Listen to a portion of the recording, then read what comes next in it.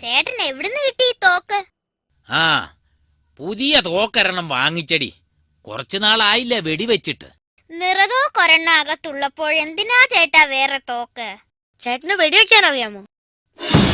വെടിവെക്കാൻ അറിയാവോന്നോ? 1942 ആസാമി road വെട്ടുന്ന കാലം. ഒടും കാട്ടിക്കൂടെ ആ റോഡ് വെട്ടുന്നത്. റോഡ് വെട്ടി വെട്ടി ചെല്ലുമ്പോ ദാ നിക്കണു 2 പുലി. കൂടെയുള്ളവരെല്ലാം ഒറ്റ ഓട്ടം. പക്ഷെ എനിക്കുണ്ടോ പേടിയുണ്ട്. ഞാൻ തോക്ക് വീശി ഒരൊറ്റ വെടി. ദാ കിടക്കുന്നു 2 പുലി. അമ്മോ, എന്തൊരു വെടി! ആ തോക്കിനകത്തിരിക്കുന്നതിനേക്കാൾ വലിയ വെടി. ചേട്ടന് ഉണ്ടയില്ലാതെ വെടിവെക്കാൻ അറിയാമല്ലോ. എടേ, ഞങ്ങള് വെടിക്ക് പോകുവാ. നീ വെള്ളം തിളപ്പിച്ചിട്ടേക്കണം കേട്ടോ, പപ്പും കൂടെ പറിക്കാൻ. എടാ, ഈ സഞ്ചി ഒന്നും പോരടാ. വലിയ കൊട്ടയോ മറ്റോ എടുക്ക്. ഞാൻ വെടിക്കിറങ്ങിയ പൂരാ കിട്ടും.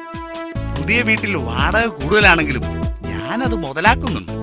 രാത്രി ഉറങ്ങുമ്പോഴും സ്വിച്ച് ഓഫ് ചെയ്യാറില്ല.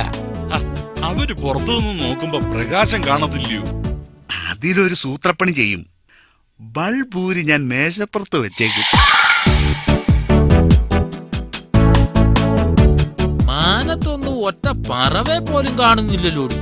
ഓണം ആഘോഷിക്കാൻ ആന്ധ്രയ്ക്ക് പോയതായിരിക്കും. വല്ല കാട്ടുപോത്തിനെ കിട്ടിയിരുന്നെങ്കിൽ. ചേട്ടാ, അതാ ഒരു കൊക്ക്. തട്ടവനെ.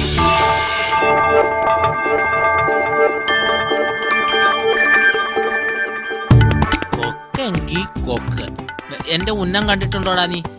പണ്ട് ഒരു കുട്ടിയുടെ തലയിലിരുന്ന ആപ്പിള് ഞാൻ വെടിവെച്ചിട്ടിട്ടുണ്ട്. ചേട്ടൻ തോക്ക് വെച്ച് വെടിവെക്ക്. വാ കൊണ്ടുള്ള വെടി പിന്നീട് വെക്കാം.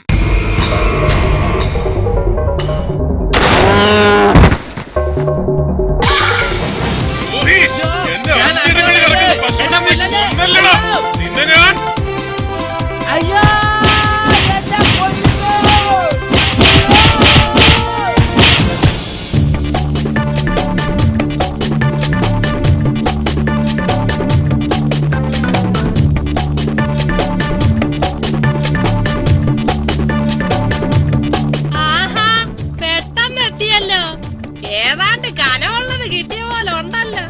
ഒത്തിരി കിട്ടിയോടാ? ഒത്തിരി കിട്ടിയെടുത്ത് നല്ല പൂരാ കിട്ടി.